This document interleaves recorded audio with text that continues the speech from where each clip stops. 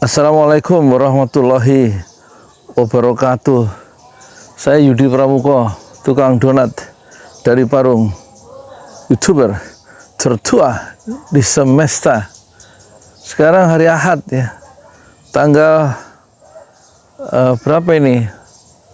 Tanggal 5 Januari 2025. Umur saya hari ini 63 tahun 4 bulan 7 hari ya, kan tanggal 6 ya, 7 hari. Ada pertanyaan yang mungkin imajinatif, apakah Prabowo di akhir kekuasaannya itu akan mengikuti jejak Jokowi dan masuk nominasi pemimpin paling korup di dunia versi OCCRP ya, OCCRP.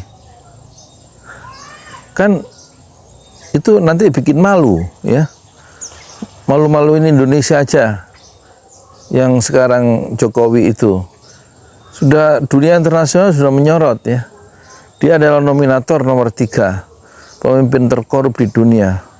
Yang nomor 1 yang menang adalah Basharul Assad ya, pemimpin yang brutal ya. Coba sekarang kalau udah begitu gimana? Yang malu kan kita semua. Gak usah ngimpi jadi sekjen PBB lah, sudah dicap oleh dunia internasional menjadi pemimpin terkorup. Gak bisa dipulihkan namanya, gak bisa dipulihkan oleh Cokro TV, gak bisa dipulihkan oleh buzzer-buzzer itu, gak bisa dipulihkan lagi, namanya sudah buruk oleh lembaga-lembaga survei yang dibayar itu. Gak bisa dipulihkan nama Jokowi yang sudah masuk dalam sejarah, catatan buruk sejarah sebagai nominasi nomor 3 pemimpin terkorup di dunia versi Organized Crime and Corruption Reporting Project ya, yang berkedudukan di Amsterdam, Belanda. Jadi apakah akan diikuti nanti ya? Ini jadi diikuti oleh Prabowo, maksudnya ini akan menjadi pelajaran yang bagus buat Prabowo. Pertama, nggak usah punya pikiran untuk memperpanjang kekuasaan ya, menggunakan kekuasaan untuk kepentingan keluarga. Udah bekerja untuk rakyat saja, dan nggak usah aneh-aneh pengen membuat legacy macam-macam. Pokoknya untuk rakyat saja, nggak usah belain dinasti, nggak usah belain anak jadi anak jadi gubernur kayak, untuk menjadi calon gubernur di DKI misalnya, atau menjadi gubernur nanti di Sumatera Utara, nggak usah, atau jadi calon wakil presiden tahun 2009 dari keluarga sendiri, nggak usah ya, bikin malu. Enggak, kalau Prabowo melakukan langkah yang serupa.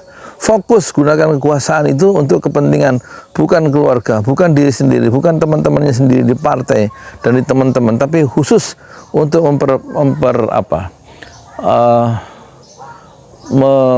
kesejahteraan rakyat banyak. Pemerintah itu kan fungsinya 2, 1 ya, untuk prosperity, membuat kesejahteraan untuk rakyat sebanyak-banyaknya, ya kan. Yang kedua untuk apa itu saya lali aku menegakkan keadilan ya kan, untuk semua, untuk membela orang banyak.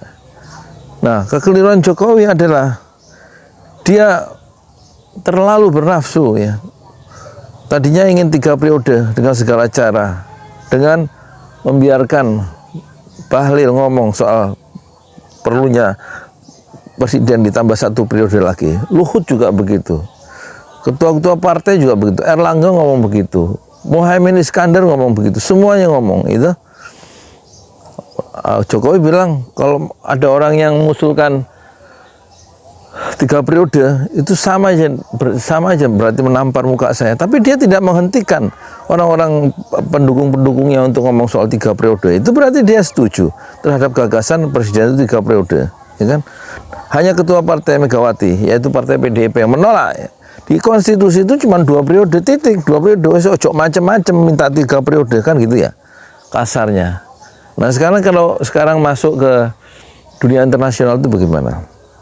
Ya kan, nggak bisa dipulihkan ya.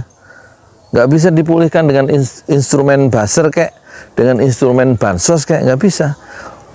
Organisasi yang sudah 12 tahun dan punya reputasi internasional seperti OCCRP itu mau disuap pakai apa? Pakai bansos? Nggak bisa. Mereka gabungan dari jurnalis senior dan juga civil society, akademi, dan dari seluruh dunia. Dan kemarin munculnya nominasi itu juga kan pakai online ya. Jadi pakai kiriman dari seluruh dunia lewat email, dan itu kan nggak bisa ditahan. Dan ORC sendiri dalam klarifikasinya hari Jumat itu tanggal 3 Januari itu, dia bilang dia nggak bisa mengendalikan narasumbernya, informasi yang dari narasumbernya, dan dia juga mengakui nggak punya bukti ya secara langsung ya terhadap tindakan pidana korupsi Jokowi, tetapi dia mendapatkan satu pesan yang kuat dari seluruh dunia bahwa Jokowi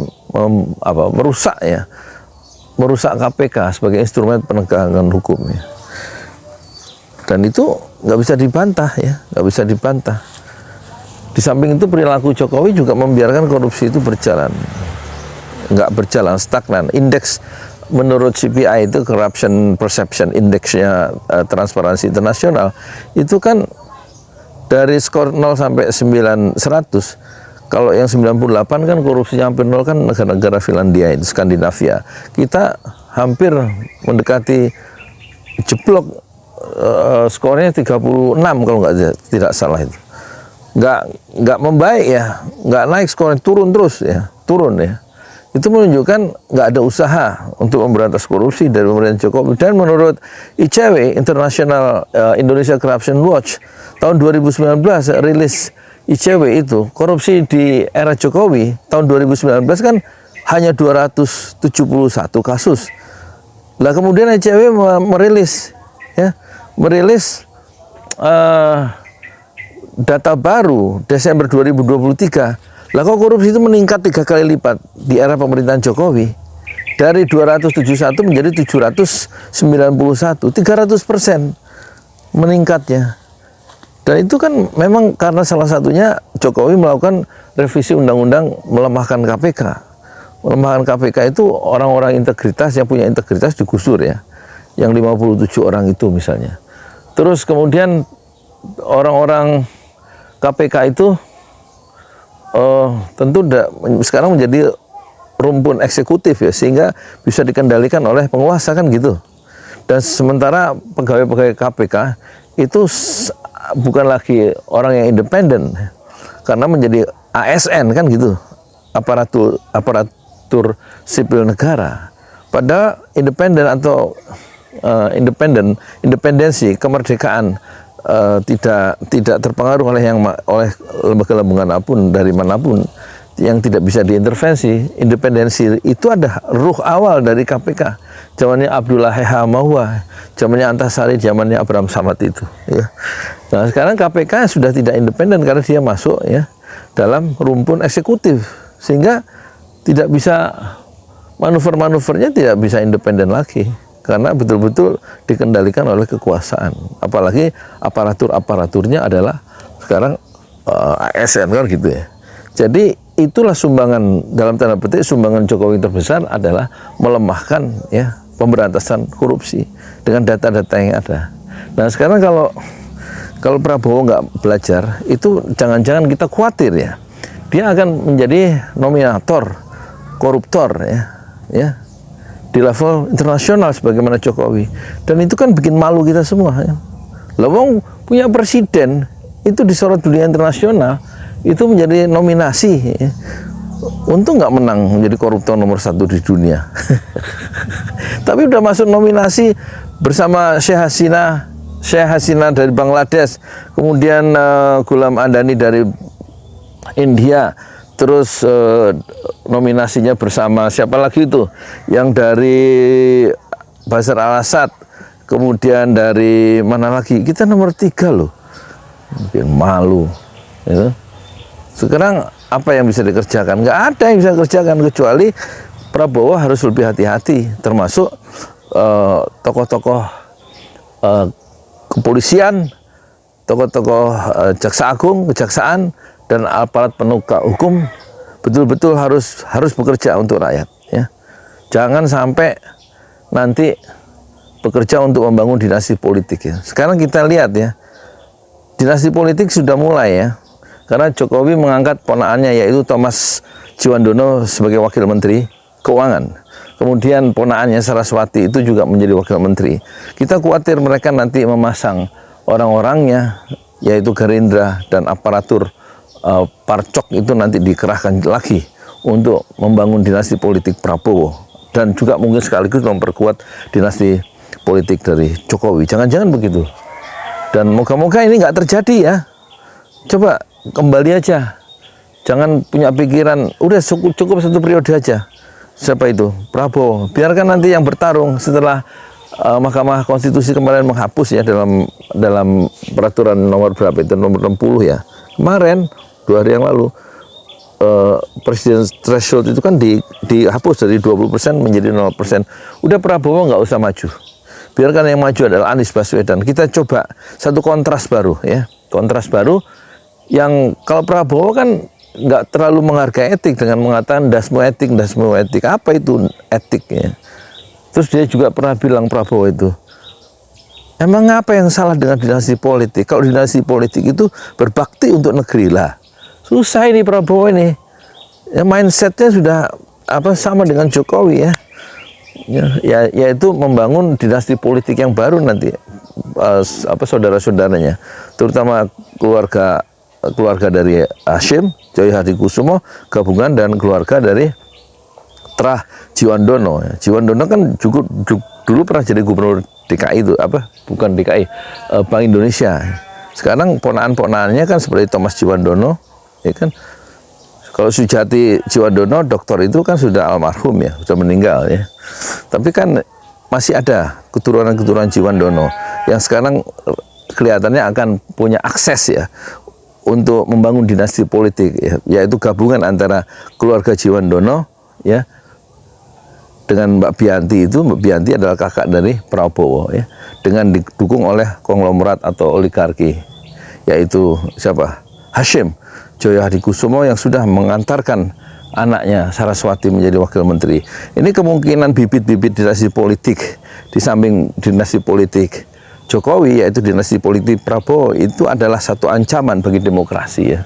Dan untung ya organisasi posisi RP itu langsung ya menghajar ya, dengan pukulan yang mematikan, menjadikan Jokowi itu menjadi nominator nomor 3 ya sebagai presiden RI yang korup ya, nomor 3 di dunia.